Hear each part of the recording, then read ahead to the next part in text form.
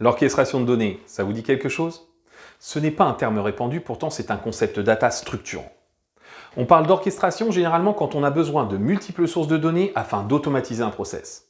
Malheureusement, lorsque l'on souhaite intégrer une nouvelle application, le plus simple est de la lier directement à chacune des autres applications déjà en place et de dupliquer des données.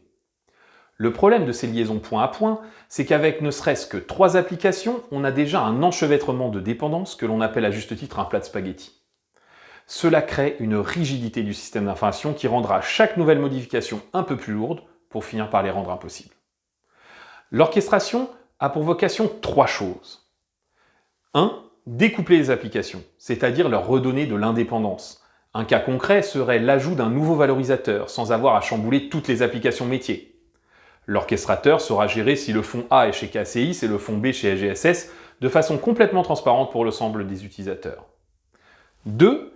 Fiabiliser et sécuriser les flux de données. Mixer plusieurs sources, transformer les données, c'est typiquement l'idée que c'est à l'orchestrateur d'envoyer les inventaires des mandats provenant du système back et les inventaires des OPC provenant des valorisateurs, plutôt que de devoir refaire ce tri dans chaque appli, au risque à la triple de perf ou reporting client.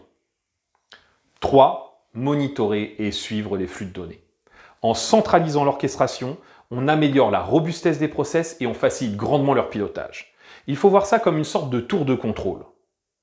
Mais pourquoi ai-je donc décidé de vous parler d'orchestration aujourd'hui? Une grosse partie de tous vos projets concerne les flux de données.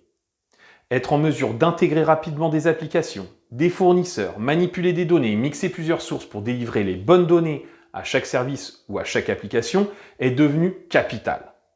Alors oui, vous ne réutiliserez pas le mot pour briller en société, mais vous devez connaître le concept, car il va devenir votre meilleur allié si vous voulez être suffisamment agile pour faire face aux exigences réglementaires croissantes ou tout simplement pour garder un modèle opérationnel efficient. Toutes les 2 semaines, je démystifie une notion tech, data ou innovation. Une sorte de guide de survie de l'asset manager en milieu tech hostile en sorte. Alors à dans 2 semaines.